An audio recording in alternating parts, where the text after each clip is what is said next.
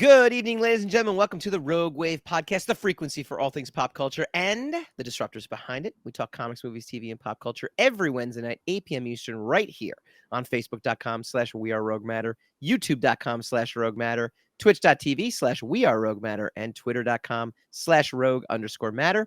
We take this finely crafted podcast video and turn it into the greatest audio podcast you have ever listened to, available on all major podcasting apps.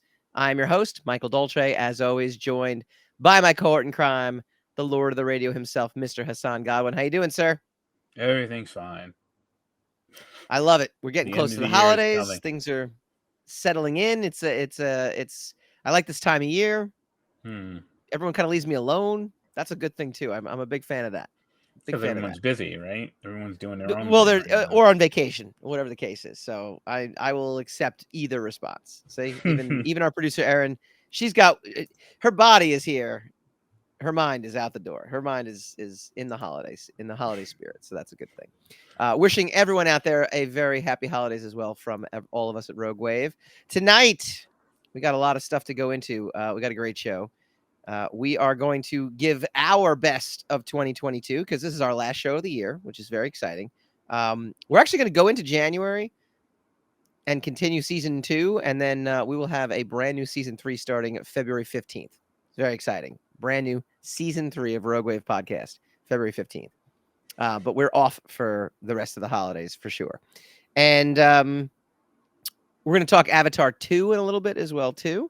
But first, I don't know. Thought it was kind of interesting. We have our, just a little behind the curtains for everybody. We have our group chat with Aaron and Hassan and I, and it's an endless stream of like, what is DC up to now? And that was, I guess the latest is Henry Cavill is out, or Cahill. I thought it was Cavill for some reason. It's Cavill. It is, right? Yeah, or Cavill. Cavill, okay. Henry Cavill, he's out. Calf, like a calf. Okay, Henry Cavill. I don't think that's right. Cavill? No.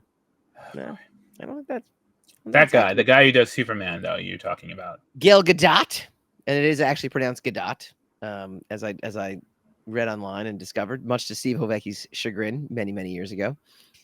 He's also out, and now we learned today that officially there is no Black Adam 2 sequel coming.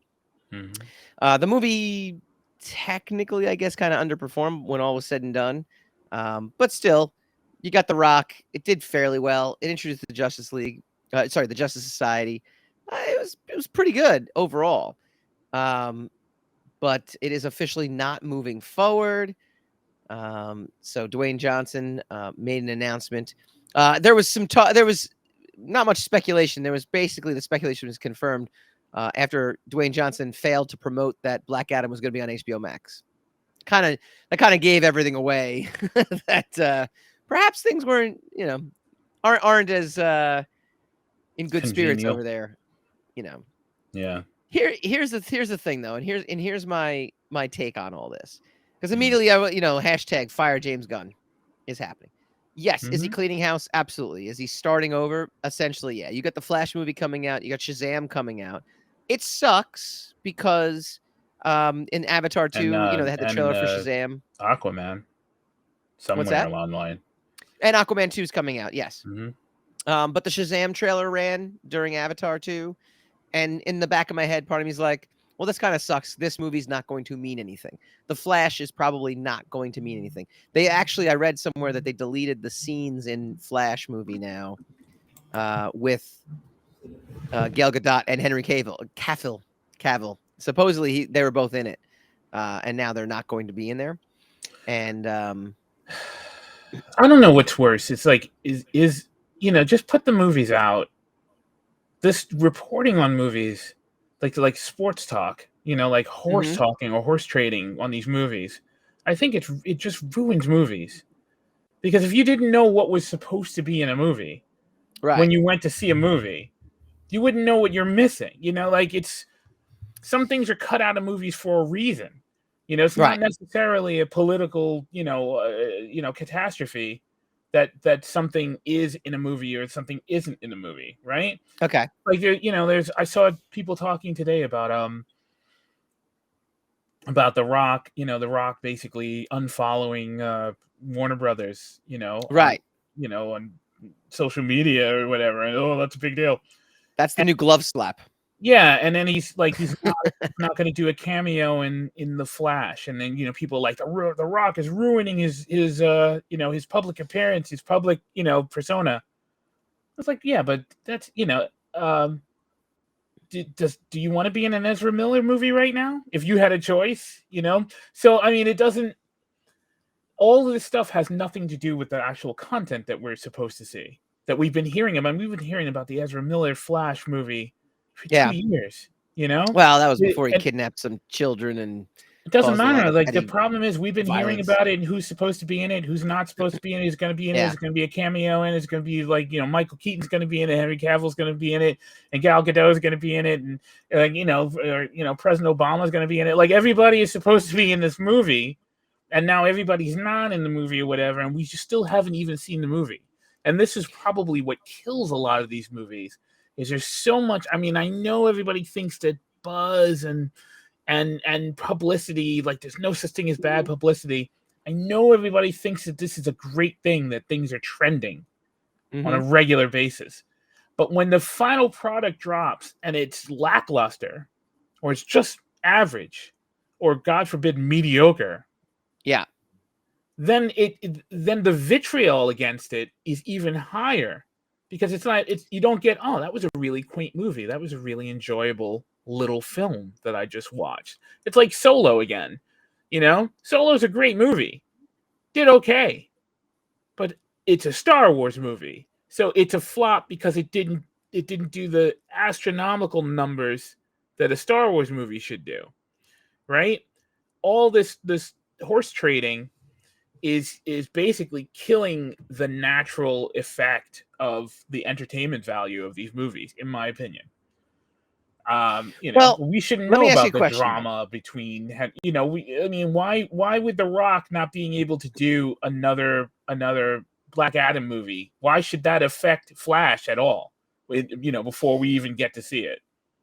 See, I would disagree with you on one end of this, though. I actually do love all the sports talk radio, and I can also enjoy the game if the game turns out to have some sort of exciting plays in it. And so I think all that goes away if the movie's actually good.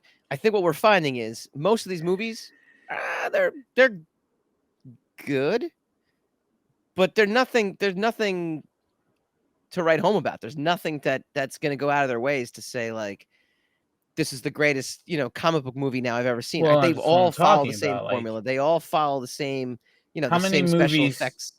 How What's many that? movies do achieve the greatest, film of all time? I will Like, say that there's been most films just check a box. Most stories are basically checking a box. It's just whether or not you like it, you enjoy being in that box or not. That's the but also thing. how much you enjoy being in that box, right? Because I mean, look, I could watch Exactly the same thing I said. Shang-Chi and go, that was an enjoyable movie, and I can't remember. Actually, I know Shang-Chi's a bad example. I can remember a lot that happened in that movie. Thor: Love and Thunder. I barely remember anything that happened in that movie. And it was whatever. I didn't feel bad about the experience, but I walked away going, it was whatever. There's a lot. Eternals. I can't tell you what happened in that movie. I There's understand a that, lot of but I movies mean, you go into, but meanwhile, there's other movies I go into and go, you know what? I really. We'll talk about it next. Avatar 2. Like, man, that was an impressionable movie. Black Panther 2, I thought was a very impressionable, movie. I thought a lot of it. yeah, but I mean, how many movies are supposed to be memorable forever? Like, not a lot. Like, anything that's memorable that long is considered a phenomenon for a reason. Right. That's it's not to expect that for every movie is kind of. No, again, I don't think you're expecting it for every movie, but my point Well, being you is just is said that you I can talk. enjoy the sports talk around it if the movie delivers something memorable. It doesn't have But to be the because greatest of movie the ever. sports talk, the movie now has to deliver something special in I think the movie general. should anyway, right? I mean, isn't that the point? It depends on what you consider special, though. It just but if you're It's saying a that the sports talk nebulous. around it it makes it to the point where it can't deliver anything, then I would again. I think it. I think it just depends on your perspective in terms of what you're going in there to enjoy to begin with. Because I think a movie can still overcome. My point is, I don't think these movies are exceptional in any way to Of begin course, with, and I don't think the sports talk is the reason it's not hitting that mark you're for kind of anybody. making my point though. Like that's what I'm saying. Like in order for movies to live up to the hype now, they have to be exceptional, and very few things are exceptional because that's why we have a term for things that are exceptional. So it kind of it's its own self defeating equation right there, because like Yeah, I I, want I don't I think want. one necessarily equals the other in every case. In fact, I I know would say you most don't. cases I it's just agree the that movies you are just don't. not as good. Yeah, I Like I think understand how movie you making in feel. general, I don't know. I think movie making in general I just get how isn't you feel isn't about good. it, dude. I just Yeah. don't agree with you All right. Well, my question to you was going to be this though, because everyone's going on Twitter and saying fire James Gunn and this and that. because of Would the horse you? talk. If nobody What's knew that? what he was, if because of all the horse talk, if no one knew what he was doing behind the scenes, and he was in there cleaning house so that he can make a bunch of movies, nobody would be saying fire James Gunn right now.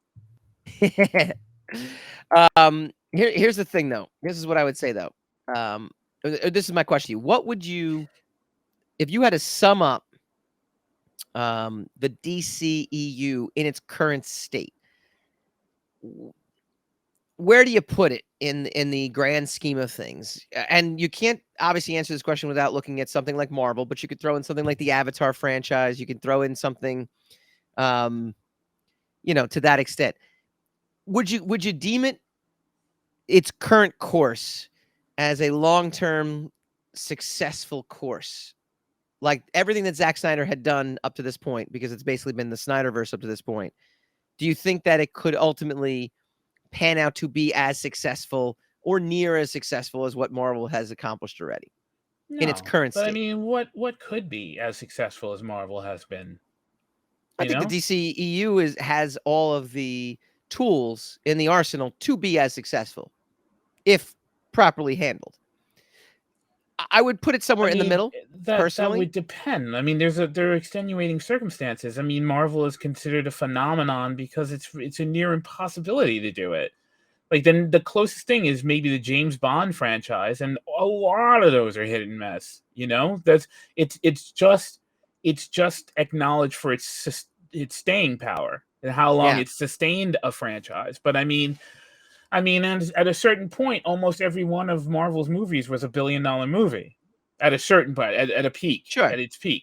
So I Yeah. mean, there are very few utter disasters in the Marvel. Like there are no course corrections. There are Mhm. no pivots, very strong, like, okay, we're never doing that again. Even Star Right. Wars can't say that. So I think using that as a business model I think you could use it as a business model for your planned content, but to use it as a gauge of success, I think is Mhm. self-defeating for them. For us, of course we're going to judge them by any those metrics because those are the metrics that we know. But I See, think I if would put you them were somewhere in the if middle, though, personally, of those metrics. I would put them right now but that you are they've done using a lot those of course metrics correction. though, right? Yeah. Okay, so that's what I'm talking about. Like Yeah. it's I think if they use that metric, I think that's self-defeating. We don't have a choice but to use that because that is our Right. frame of reference.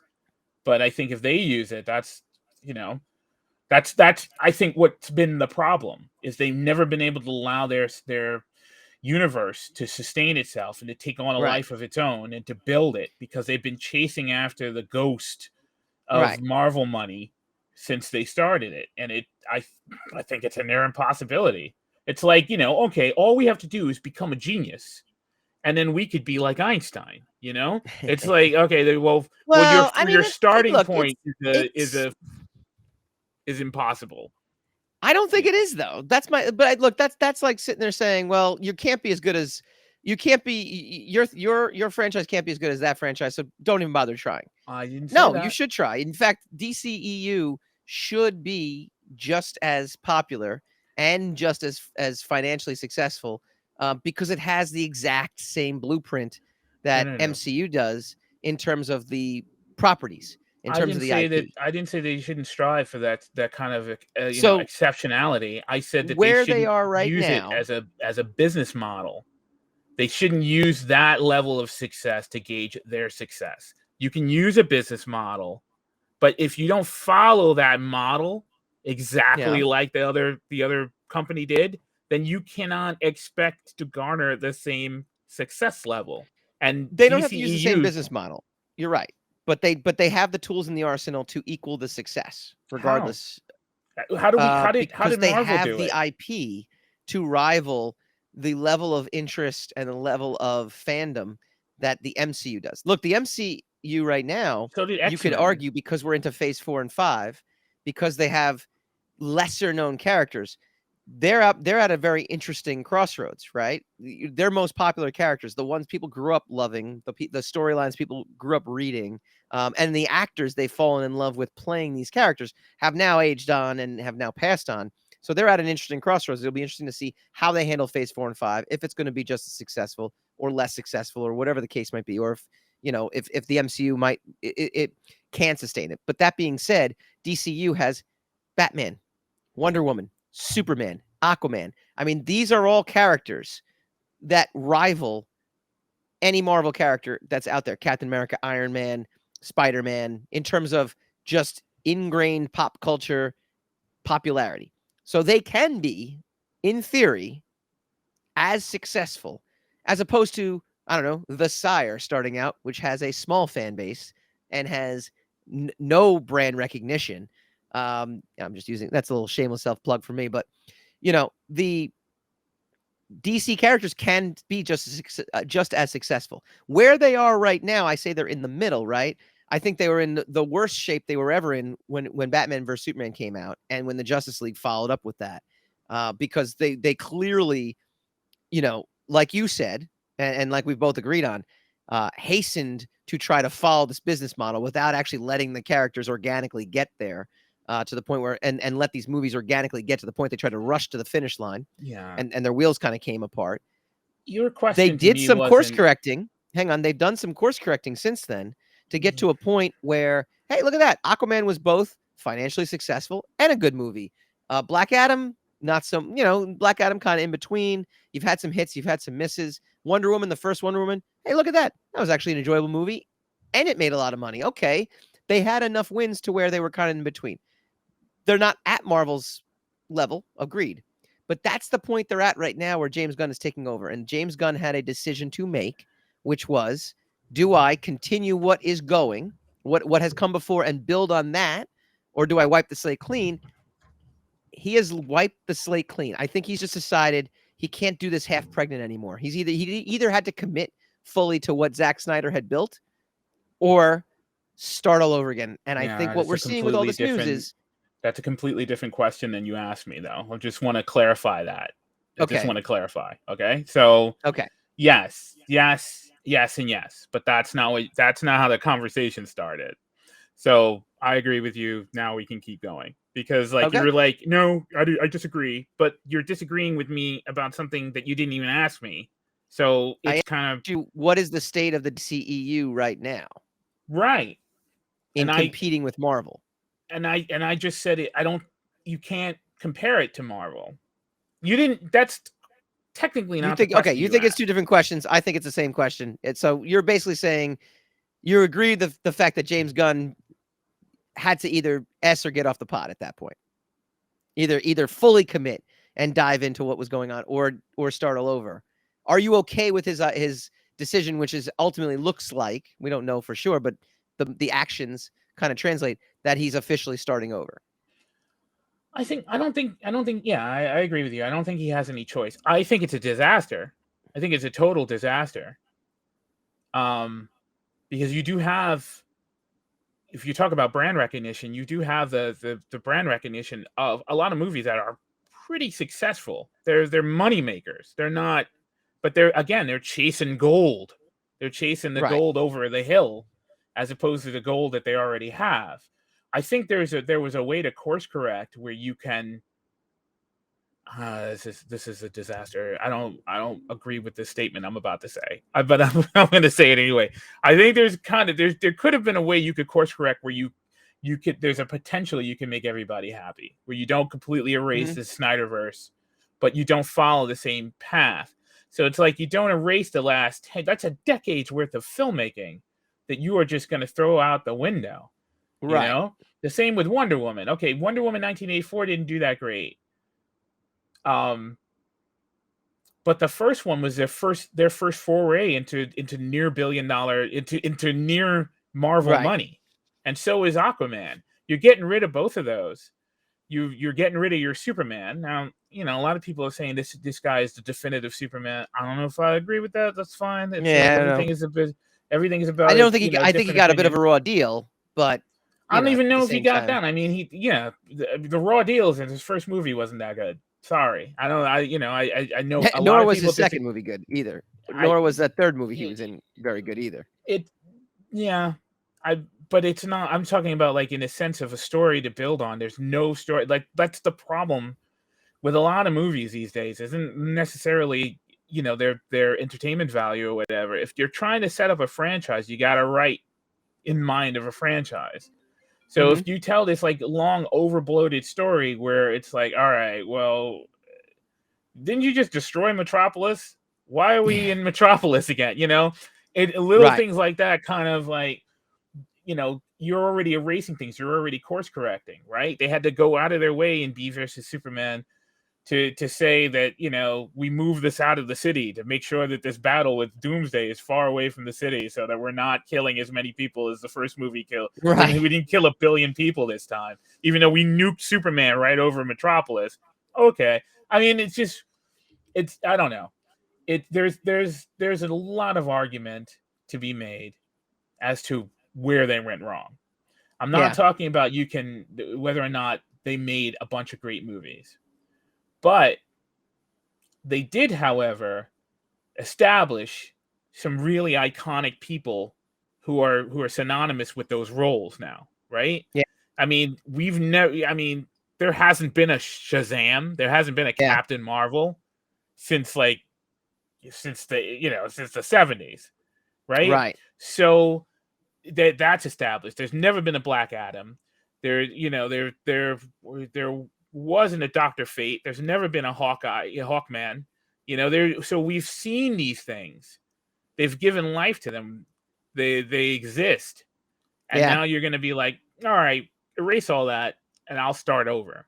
I think that just makes it into a jumbled mess. Now, he could probably pull it off. I mean, if anyone's going to be able to pull it off, James Gunn is at least going to come up with something very interesting to look at. Yeah. But I don't know if I don't know if I would consider it anything other than a mess at this point. What's interesting about it too, and we'll go to break on that note, is his own contributions to this universe theoretically could get wiped out as well too. So it'll be interesting to see how that goes. I doubt it will though. I think we'll see Peacemaker season 2. All right, what do you guys think? The current state of the DCEU. When we come back, it is making big bucks at the box office, but is it any good? We'll dive into Avatar 2 when we return.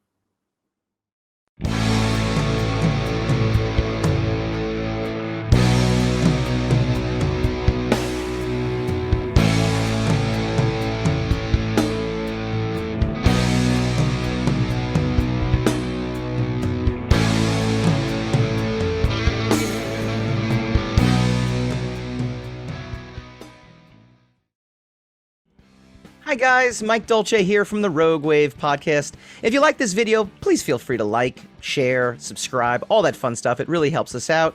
Leave a comment, let us know what you'd like to see in future episodes, and tune in every Wednesday night, 8 p.m. Eastern for a brand new episode of the Rogue Wave podcast.